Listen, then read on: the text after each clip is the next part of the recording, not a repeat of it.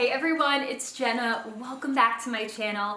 Today I'm finally going to be revealing our dining nook to you guys. And if you are familiar with my channel, you guys know I like to keep things very budget friendly, but I will say this is the one little area in the house where we definitely splurged. We did do a lot of DIY and cost saving things as well, but we also did mix in some more expensive splurges. So I'm gonna take you through everything today, and it's gonna be a really fun video. So when we first moved in here, one thing we really liked about this floor plan specifically was that it kind of had this little dining alcove, which we thought we could really create a nice intimate dining setting, but still kind of have it part of everything else, which is something that we really like. So when we first moved in, there was absolutely nothing here, no banquet seating, no cabinets over here. So the very first thing that we decided to do was hang curtains. And I think that hanging curtains really makes your space feel a lot more high-end, a lot more designer, and instantly makes it look a lot more expensive. And honestly, curtains do not have to be expensive. I'm a big advocate of Ikea curtains. It's honestly the best price around for curtains and curtain rods.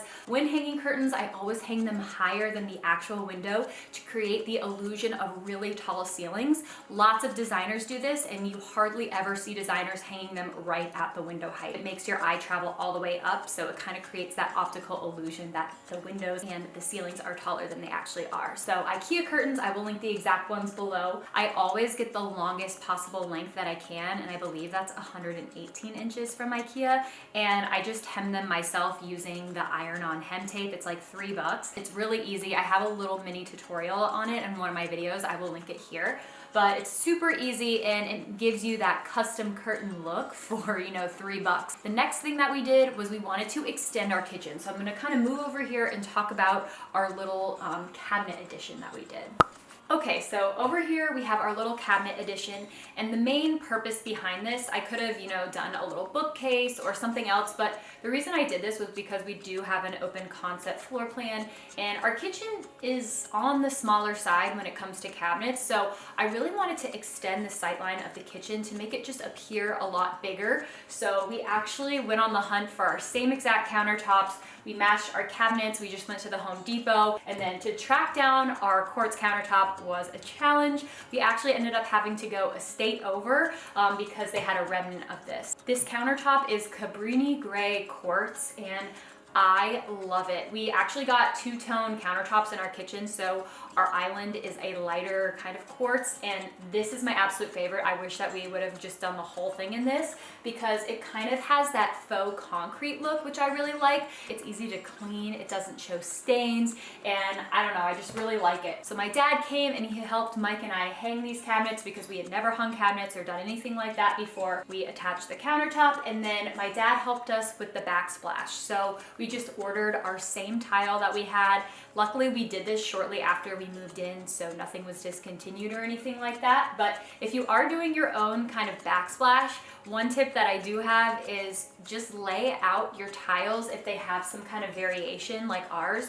Ours is a marble, so I didn't want there to be concentrated areas of really dark marble tiles and then like lighter ones all on the other side. I wanted it to be really even and flow because on our actual backsplash, the guys who installed the tile did it in very patchy sections, and it's fine, it adds character, but I think I'm just a little OCD and it bothers me. So we kind of laid all the tiles out, and then we just used from that pattern, we just laid them directly on this backsplash, and I'm so happy with how this came out. I really think that it extends the look of the kitchen and it adds a lot of storage. So this is the area we kind of use for our bar. So we have all of our wine glasses, our cocktail glasses. So when we're entertaining or people come over, this is just set up. We usually put an ice bucket out here with wine or whatever drinks we're having, and people can just kind of help themselves, which we really like. If you look at like high-end homes and the parade of homes and things like that, they usually have a really nice bar area. So we kind of wanted to implement something like that without splurging too much. And then as far as the styling goes, I just put some really pretty kind of gray, neutral, stony colors on here. I really wanted to play off of this gray countertop and kind of extend that up and bring in the grays from the marble. So this riser is actually a cutting board that I found at an antique mall. I love the aging on it and the fun little iron handle that it has. And then to add on top of it, I'm a big advocate of just buying kitchen crocks for, you know, little vases because they are so cheap. You can go to Home Goods or Tuesday Morning and get these for 10 bucks. And this one was 10 bucks at Tuesday Morning. I love the kind of stone faux aging that it has on it. And then I popped these dried florals that I found at A Floral. And I love how they just can fit into any season, winter, spring, fall. They're not too big, they don't take up too much space or, you know, add too much color. I really wanted to keep this simple. And then I just popped these two accessories from Home Goods that I got on there. I got this cutting board at Ross for $10. I really love that kind of tan grayish marble. I think that that looks really expensive. It kind of pulls those earthy tones and earthy elements in here while still keeping it along the gray lines, which I really like. So yeah, I'm so happy with how this came out. Mike and I are definitely not experts by any means in, you know, home renovation, mounting cabinets, tile work, any of that. So I'm really grateful my dad was able to kind of help us out with that, show us the ropes, and that we were able to kind of implement this into our little dining room. Okay, so moving on to the main bench and kind of the seating area. So Mike and I totally did this bench ourselves, and I'm not gonna lie to you guys, this was probably our hardest, most annoying slash time consuming slash expensive DIY project of our entire home.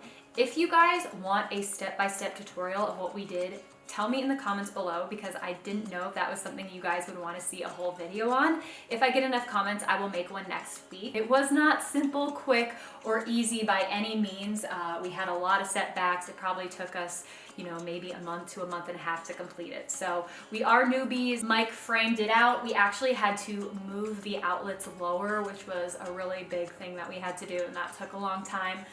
But now we have working outlets in it, which is really great. As far as the cushion goes, this was a custom cushion. We really wanted something durable, and that was gonna look really nice. I know there's a lot of you out there that could totally DIY this thing, but that is just not one of my skills. I am not great at sewing, especially when it comes to dealing with heavy duty vinyl fabric. So this is not leather, but I wanted it to look like leather. So it's actually a performance vinyl, and it's made for outdoors. This is our fabric sample. We had a bunch of fabric samples that we got from the local shop here in Charlotte, and that was one of the hardest parts for me, was choosing the exact perfect one. So there was some with a lot of distressing, which I was kind of drawn towards, and then there were some darker ones, but ultimately we ended up going with this one. It has just a little bit of distressing in it, and it looks like real leather. I love the kind of tan, taupey, camel color of it. I think that it turned out really good, and I like how well it matches the frames actually. So it's one of my favorite parts of this whole thing. It was definitely pricey. It was $1,400 for both cushions, which I know is really pricey, but we figured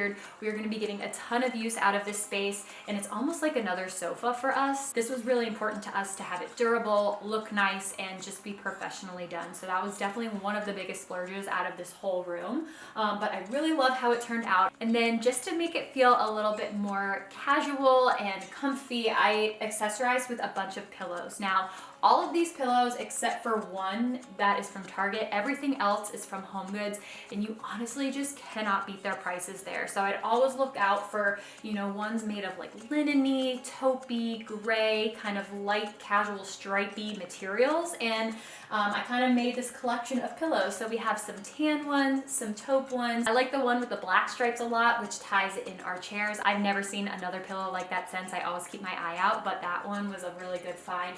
Most of these were $20 to $25 a pillow, which is a really great deal. So if you guys are in need of pillows for your sofa, a bench seating, a chair, whatever, definitely check out Home Goods. You cannot beat their prices, and they have some really, really beautiful high quality ones. And then I know a lot of you who are watching this video have a lot of questions on these photos. This is probably my most asked question of any of my videos or pictures that I show, is where can I get photos like that? So this is actually a photo that I took in Laguna Beach. It was one of my last trips to California before Mike and I moved out to the East Coast, and it's just a really good memory. I took it at golden hour as the sun was going down. I took it on my birthday, and I just feel like every time I look at it, I can almost hear the waves crashing and the seagulls chirping, and just feeling the warm glow of the California his son. So it's a really nice reminder of where we kind of started dating and the West Coast, which we spent a lot of our adult years at. So I am going to be putting this as a digital download on Etsy, and then I ordered these frames on Smallwood. So they're a family-run company and they're wood-framed canvases. So I got the largest size possible. They have sales a lot, so definitely watch out for the sales. They usually have like 15% off site-wide, things like that. So I just ordered it in 3 different pieces, and I think that it's really great to kind of take up a large portion of space on any kind of wall if you need this for a living room wall or just have somewhere blank that needs a little bit of something. I love, love, love Smallwoods, and you can put any digital download in them that you want. You can put any picture that you've taken yourself. I think that it's a really fun way to kind of personalize your wall art. I'm not sponsored or anything. I actually bought another set recently for our upstairs room as well. I'm just really always happy with the quality, and I think that they look really nice and expensive. And then just to add a little bit more of a designer touch, I actually added 3 picture lights on top, and these are sconces that I found on Amazon. They were so affordable, and I will insert a little mini tutorial on how I did these because they are not hardwired into the wall or anything, but they all still work. So I will insert a little tutorial here on how I did that. Okay, so I ordered these wall sconces off of Amazon and they were really affordable. At the time that I bought them, they were right around $40 each. They had some battery operated ones available, but they were more than double the price. So I figured I could just make my own. And I got this idea off of a blog post called Nesting with Grace, and I will link the article down below for reference. But they had a gray color, but I accidentally ordered the khaki one. So I just taped everything off and decided to spray paint it on my own and make it gray.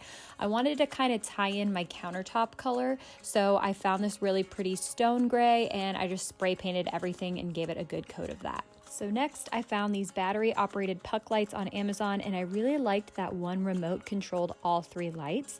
And then I went to Lowe's and picked up this PVC attachment. I will link the exact one below, but then once I had the PVC attachment, I just Gorilla Glued that to the puck lights and then waited for them to dry. And once they had dried, I just added batteries to the lights. Each light needed 3 batteries, and then it was time to put the sconces back together. And the one thing with these particular lights that I think makes a really big difference in their quality is hiding that wire cord. I saw some people in the reviews hanging it with it out, and I personally think it looks a lot more expensive if you pull it all the way through and secure it so none of that shows. So I just kind of secured it with this Gorilla Tape just to make sure that it wasn't going to slide around once we did all the drilling and stuff on the wall. So I just pulled that back as tight as I could and then placed the Gorilla Tape on top. And then the cool thing about this PVC attachment is that it's perfectly sized to screw in there just like a light bulb. So it kind of gives you that hardwired effect with a light bulb, even though it is battery operated. And it's really nice that the remote controls all 3 lights, and you can even dim them or put them on a timer with this remote, which is really nice. So yeah, I just think these picture lights make everything feel a little bit more expensive and designer, and just add that elevated look to the whole picture wall and just make it feel really finished and done. And then moving on to the table and furniture here. Okay, so this table was actually from the Pottery Barn outlet, and we got so lucky with this. We got it for $600, which is crazy because this is the Toscana dining table, and if you get this full price on Pottery Barn's website, it's right around $1,800. So I could not believe that we got it for half price. That is something that I always start with, is just checking the outlets near me. So we have a Crate and Barrel outlet, a Restoration Hardware outlet, West Elm, and Pottery Barn within 2 hours of us. So I always just kind of make that trip and see. A lot of them have online social media where they post their new shipments and things like that if you don't live super close to one and you kind of want to know about the inventory. And you can also call them to see if they have a specific piece in store. So this was really great that we were able to get that for the price.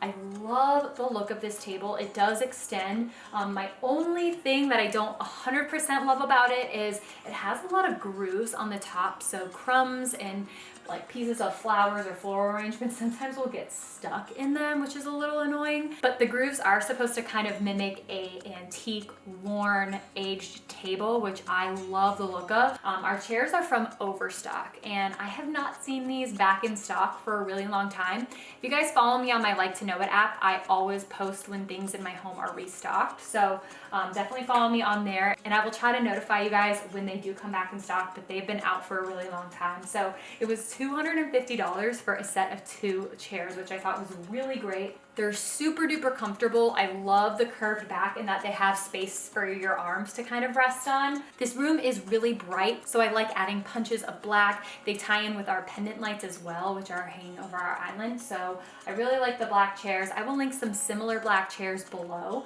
but I really, really like these. They're super comfy. The only thing to note about them is they are toe killers. I have stubbed my toes on these so many times. There's just something about the angled legs that get you. You don't see them, and you know, I always end up stubbing my toe on these. You know, now I have stronger toes, so it's fine. So as far as the styling on the actual table, I like to keep it really simple and really minimal, but still very practical, and a Lazy Susan is great for that. I think the key is to getting a really large one so you have a lot of space and it doesn't look too cluttered. So this guy was actually a home goods find. It was only 40 bucks, and I love how kind of rustic it looks with the kind of aged worn wood, kind of chippy and rustic. I think that that looks really natural and keeps everything feeling very down to earth and homey, which I personally really like. I styled it with this really large vase and statement stems. Because we don't have a large lighting piece above the table, this is really great because I needed something to kind of anchor this space and act as a statement since we don't have statement lighting. And then if people come over, I always move this and add something lower, like a low fern or something, just so, you know, people can see each other. But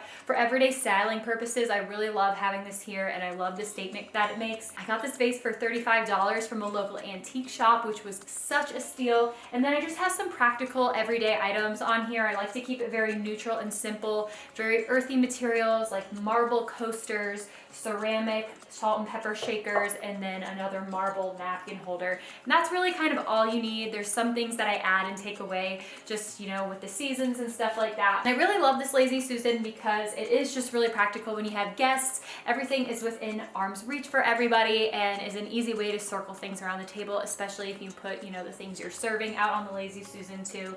It's really great. So yeah, definitely a large Lazy Susan, in my personal opinion, is key. And then over in the corner here, we have a little mini olive tree that I got from Target. It was 50 bucks, but I elevated it just a little bit in one of my own vases. So I like that it fits perfectly in that corner and just adds a little pop of greenery and gives it a little something extra, but doesn't take up a ton of space. And that's really about it for this video, you guys. I hope that you enjoyed our dining nook reveal. And if you have any questions, leave them below. I will try to link everything or at least something similar. Definitely let me know in the comments if you want to see a tutorial on our bench seating. Definitely, like I said, was not a quick or easy process, but I'm willing to share it with you guys if you want to know. Thank you guys again so much for watching and tuning in this week. I really appreciate having all of you here, and I love seeing all your kind comments. So thanks again for watching, and I will see you all in my next video. Bye!